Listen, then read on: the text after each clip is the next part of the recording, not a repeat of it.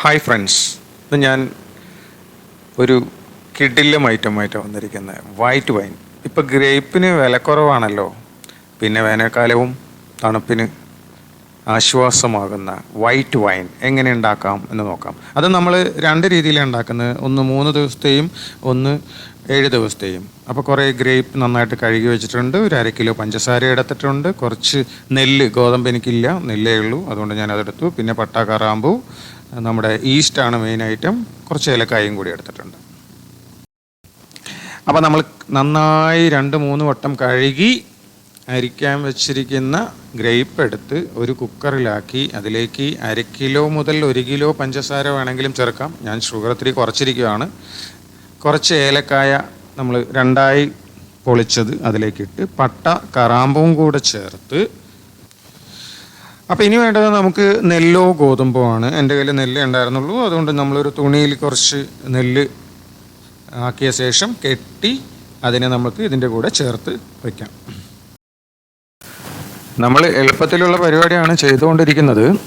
അപ്പം ഈ നെല്ല് കെട്ടിയത് തുണിയും കൂടെ അതിലേക്ക് ചേർത്തിട്ട് നമുക്ക് ആവശ്യമായ വെള്ളം, അതായത് എല്ലാം മുങ്ങി നിൽക്കുന്ന അളവിലേക്കുള്ള വെള്ളം ചേർക്കുക. മേ ബി ഒരു 4 കപ്പ് വെള്ളം വേണ്ട വരും. ഞാൻ ഇവിടെ 5 ലിറ്റർ കുക്കറാണ് എടുത്തിരിക്കുന്നത്. അതിലേക്ക് 2 കിലോ മുന്തിരിയാണ് ആഡ് ചെയ്തിരിക്കുന്നത്. അത് നമ്മൾ നന്നായിട്ട് നല്ല തീയിൽ തന്നെ തിളപ്പിച്ചെടുക്കുക. മുന്തിരി 1-2 ഉടഞ്ഞ് വരുന്ന വരെയും തിളപ്പിച്ചെടുക്കണം. ഇവിടെ ഏകദേശം നന്നായിട്ട് വെന്ത് വന്നിട്ടുണ്ട്. അപ്പോൾ ഇതിൽ നമുക്ക് ചൂടാറിയ ശേഷം, ഇറക്കി വെച്ച് ചൂടാറിയ ശേഷം കുറച്ച് മുന്തിരി എടുത്ത് നമുക്ക് അരിച്ചെടുക്കാം. മിക്സിയിലിട്ട് നന്നായി അരിച്ചെടുക്കാം. ആ തുണി ഡിസ്റ്റർബാണ്, നമുക്കതെടുത്ത് മാറ്റി വയ്ക്കാം. എന്നിട്ട് കുറച്ച് മുന്തിരി എടുത്ത് മിക്സിയിലിട്ട് അരച്ചെടുക്കാം. ഞാൻ 2 പ്രാവശ്യമായിട്ട് അരച്ചെടുക്കുന്നുണ്ട്. അത് നമ്മളൊരു വലിയ പാത്രത്തിലേക്ക് മാറ്റുന്നു. സ്റ്റീൽ പാത്രം അവോയ്ഡ് ചെയ്യുന്നതായിരിക്കും നല്ലത്, കുഴപ്പമില്ല, ഏത് വേണമെങ്കിലും എടുക്കാം. എന്നിട്ട് ബാക്കിയുള്ള മുന്തിരിയും വെള്ളവും തിളച്ച വെള്ളവും എല്ലാം കൂടെ ചേർത്ത് നമുക്ക് ആ പാത്രം ഫില്ല് ചെയ്യാം. കുറച്ച് മുന്തിരിയും കൂടെ അരച്ചെടുക്കണം.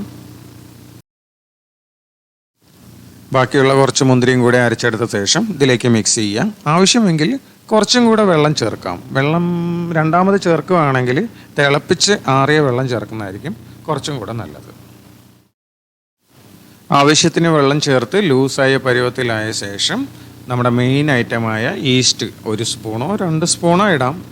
ഞാനിവിടെ ഒരു 1.5 സ്പൂണ് ചേർത്തിട്ടുണ്ട്. എന്നിട്ട് അതിനുശേഷം നന്നായി ഇളക്കണം, നന്നായി കലങ്ങണം. ആ ഈസ്റ്റ് കലങ്ങുന്നവരെയും നന്നായിട്ട് ഇളക്കണം. ശ്രദ്ധിക്കുക, മരത്തിൻ്റെ തവി എടുക്കുന്നതായിരിക്കും കുറച്ചും കൂടെ നല്ലത്. തവിയോ കരണ്ടിയോ ഏത് ഭാഷയാണെങ്കിലും മരത്തിൻ്റേത് ഡ്രൈ ആയിട്ടുള്ളത് എടുക്കുന്നതാണ് നല്ലത്. ആ തവി തന്നെ നമ്മളെല്ലാ ഇളക്കുന്ന സമയത്തും യൂസ് ചെയ്യാനായിട്ട് ശ്രദ്ധിക്കുക. ഞാനിവിടെ 2 ബോട്ടിൽ എടുത്തിട്ടുണ്ട്, ചില്ല് ബോട്ടിലാണ്. ആ 2 ബോട്ടിലിൽ നിന്ന് എന്തിനാണ് എടുത്തതെന്ന് ചോദിച്ചാൽ, ഒന്ന് 3 ദിവസത്തേക്കും ഒന്ന് 7 ദിവസത്തേക്കും ആയിട്ട് വൈനിൻ്റെ ഇതായിരുന്നു. 7 ദിവസത്തേക്കുള്ളതിൽ ഞാൻ ആ നെല്ലിൻ്റെ കിഴിയും കൂടെ ചേർത്തിട്ടുണ്ട്.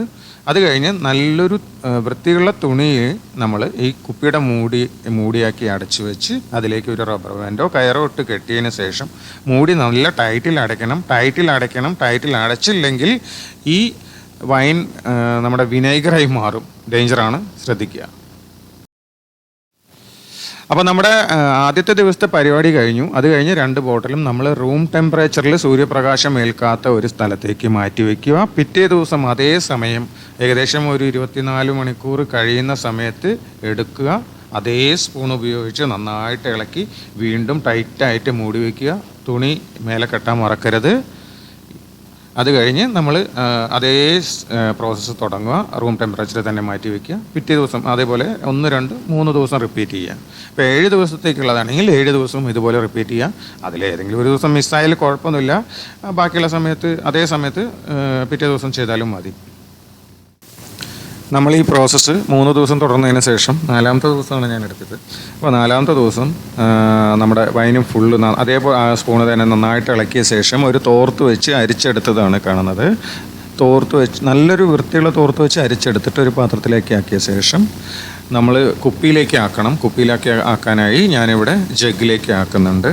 എത്രത്തോളം പഴകുന്നോ അത്രത്തോളം വീര്യം കൂടുന്നതാണ് വൈന്. അപ്പോൾ ഞാനിവിടെ അരിച്ച ശേഷം നല്ല ചില്ല് കുപ്പിയിലേക്ക് എടുത്ത് വെക്കുന്നുണ്ട്. അപ്പോൾ അതിൻ്റെ മട്ട് ഓരോ ദിവസം കഴിയുമ്പോഴും ഊർന്ന് വരും, നല്ല പ്യൂരിഫൈ ആയിട്ട് കിട്ടും. 7 ദിവസത്തെ പ്രോസസ്സ് ഞാനിവിടെ കാണിക്കുന്നില്ല. ഇത് മൂന്നാമത്തെ ദിവസത്തെ പ്രോസസ്സാണ്. നല്ല ടേസ്റ്റുള്ള വീര്യമുള്ള വൈന് തന്നെയാണ്. എല്ലാവരും ഒന്ന് ട്രൈ ചെയ്ത് നോക്കുക. Thank you. നിങ്ങളുടെ സപ്പോർട്ടും സബ്സ്ക്രിപ്ഷനും ഷെയറും എല്ലാം എനിക്ക് ആവശ്യമാണ്. ചെയ്യുമല്ലോ അല്ലേ? Thank you.